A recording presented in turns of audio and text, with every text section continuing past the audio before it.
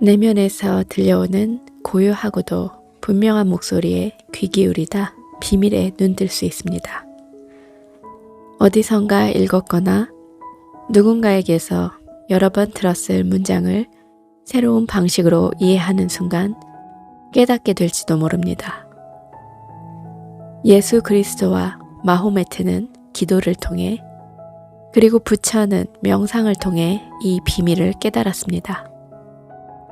어떤 이는 자연 속에서 또 누군가는 종교 사원에서 이를 깨닫기도 합니다. 아이를 키우거나 큰일을 치르는 동안 또는 책이나 영화, 회의나 강연을 통해 깨치기도 합니다.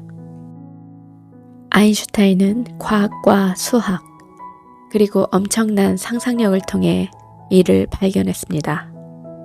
마더 테레사는 헌신을 통해, 마틴 루터 킹은 예수 그리스도의 말씀을 통해, 간디는 힌두의 서사시, 신의 노래를 통해 이를 발견했습니다.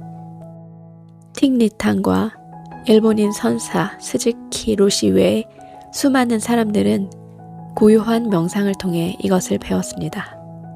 미국의 여성운동가 리안 아이슬러는 인류학 공부를 통해 이를 깨달았습니다. 에크하르트 톨레는 절망의 수렁 속에서 이를 배웠습니다. 인도의 철학자 라마나 마하르시는 자신에게 던진 질문, 나는 누구인가? 를 통해 이 비밀을 알아냈습니다.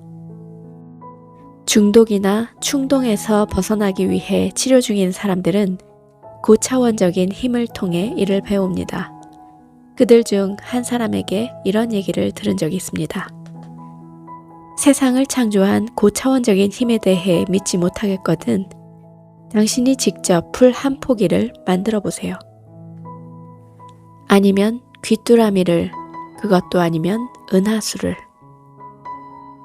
행복의 비밀을 표현하기 위해 어떤 언어를 사용하건 상관없습니다. 비밀은 수많은 방식으로 표현할 수 있지만 모두 같은 곳으로 우리를 이끕니다. 그리고 비밀은 우리 안에서 답을, 길잡이와 영감을 찾는 방법을 보여줍니다. 상상을 통해 우리는 비밀을 찾습니다. 그리고 자신만의 언어와 경험으로 이해합니다. 하지만 비밀을 아는 모든 스승들은 우리에게 길을 알려줄 뿐입니다. 답은 이미 우리 안에 있기 때문입니다. 우리는 저마다 자신만의 방식과 언어로 비밀을 발견합니다. 나는 신과 창조주, 심지어 우주라는 단어도 자주 사용합니다. 이 놀라운 우주를 창조한 힘을 표현하기 위해서입니다. 우리는 심오한 언어를 완전히 배제한 채 물리나 화학, 수학만으로도 비밀을 묘사할 수 있습니다. 중요한 것은 언어나 상징이 아닙니다. 이 모든 것들은 방향을 일러줄 뿐입니다. 내가 소개한 말들을 변화시키세요. 그리고 당신만의 단어를 찾으세요. 비밀은 항상 간단한 기도를 통해 내게 모습을 드러냈습니다. 거의 매일 아침 나는 밖으로 걸어나가 주위를 살핀 후에 한 번의 심호흡을 통해 모든 생각을 떨쳐냅니다. 그리고 마당을 거닐며 짧은 기도를 올립니다. 기도는 주로 이렇게 시작합니다. 감사합니다, 창조주여. 이렇게 아름다운 하루와 그리고 내가 감사드리는 것들의 목록을 몇 가지 덧붙입니다. 벌새가 제 곁으로 지나가게 해주셔서 감사합니다. 들판의 풀잎들이 눈부신 녹색으로 빛나고 아름다운 꽃을 피우게 해주셔서 감사합니다. 그러다 문득 깨닫게 되었습니다. 감사의 목록이 영원히 이어질 수도 있다는 사실을, 감사할 것들의 이름을 부르는데 여생을 마칠 수는 없는 노릇이 아닌가요? 그래서 나는 다음 단계로 옮겨갑니다. 감사의 생각들을 떨쳐내고 고요한 시간을 좀 더 갖습니다. 고요 속에서 계속 기도합니다. 그리고 나서 그 무엇보다 위대한 비밀로 나를 안내할 간단한 단어들을 읊조립니다. 나는 조용히 속삭입니다. 나를 인도하소서, 창조주여. 나를 인도하소서. 그리고 마음 깊은 곳에서 들려오는 고요한 이야기에 귀 기울입니다. 언제나 거의 비슷한 이야기가 들립니다. 수년 동안 이러한 일을 반복하며 나는 깨달았습니다. 그 무엇보다 위대한 비밀은 이렇듯 간단한 단어로 표현될 수 있음을. 그저 사랑하라. 사랑하고 섬기고 기억하라. 내가 묻습니다. 뭘 기억하라는 거지? 언제나 사랑하고 섬겨야 함을 기억하라. 이 말을 어디서 들었는지 지금도 분명히 기억합니다.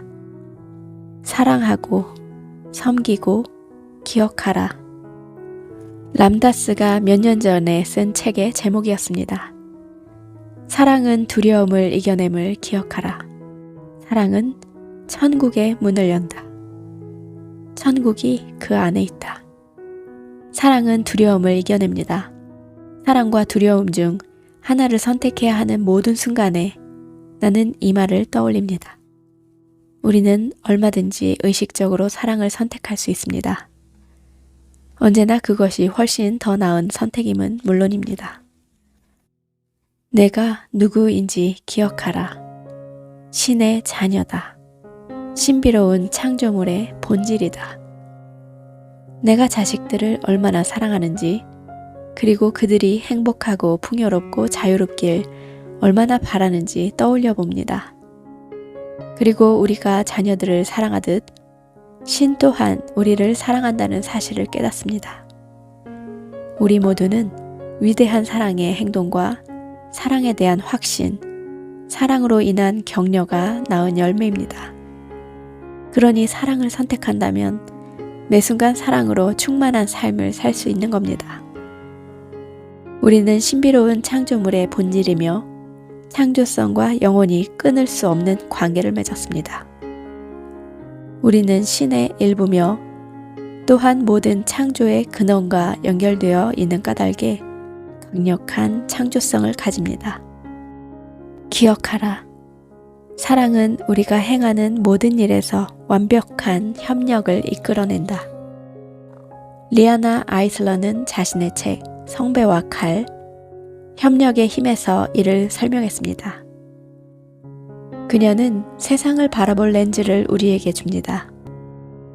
우리는 그녀가 건넨 렌즈를 통해 사랑과 존중의 바탕을 둔 협력을 보게 될까요? 아니면 두려움과 통제의 바탕을 둔 지배와 착취를 보게 될까요? 협력을 통해서라면 개인적인 것뿐만 아니라 세계적인 문제까지 해결이 가능합니다.